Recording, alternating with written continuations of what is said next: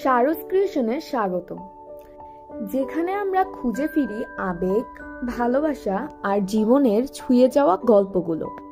আজকের থিম, কুকুরেরা এত প্রভুভক্ত হয় কেন? কুকুরের প্রিয় খাবার নাকি আপনি?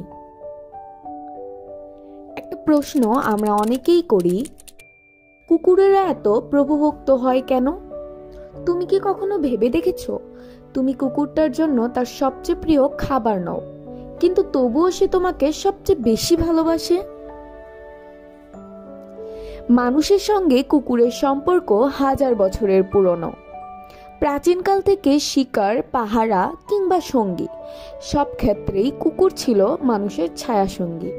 কিন্তু সময়ের সঙ্গে এই সম্পর্কটা শুধু প্রয়োজনের মধ্যে সীমাবদ্ধ থাকেনি, এটা রূপ নিয়েছে ভালোবাসা, আস্থা আর এক নিঃশর্তে বন্ধুত্বে। কুকুরের কাছে তুমি শুধু একজন মানুষ না, তুমি তার জগৎ। সে বুঝে তুমি তাকে খাবার দাও, আশ্রয় দাও, আদর করো। তুমি তার ভালো মন্দের সঙ্গী। তুমি ব্যস্ত থাকলেও কুকুরটা তোমার দিকেই তাকিয়ে থাকে। তোমার একটুখানি মনোযোগ, একটুখানি হাসি তার কাছে বিশাল কিছু। বিজ্ঞান বলে কুকুরদের ব্রেনে অক্সিটোসিন নামের এক ধরনের হরমোন নিঃসরণ হয়, যেটা মানুষের ভালোবাসা বা মমতা অনুভব করার সময় হয়। তোমার চোখে চোখ রাখলে, তুমি যখন ওকে ডাকো, তখন সে সত্যিই অনুভব করে ভালোবাসা।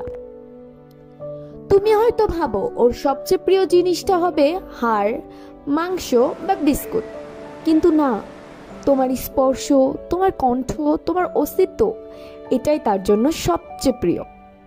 তাই তো বলা হয়, কুকুরের প্রিয় খাবার না আপনি, প্রিয় আপনি। ভালোবাসা যদি নিঃশর্ত হয়, তবে কুকুরের ভালোবাসা তার শ্রেষ্ঠ উদাহরণ। সে জেনে গেছে তুমি তার চিরকাল, তাই কুকুরেরা প্রভুভক্ত।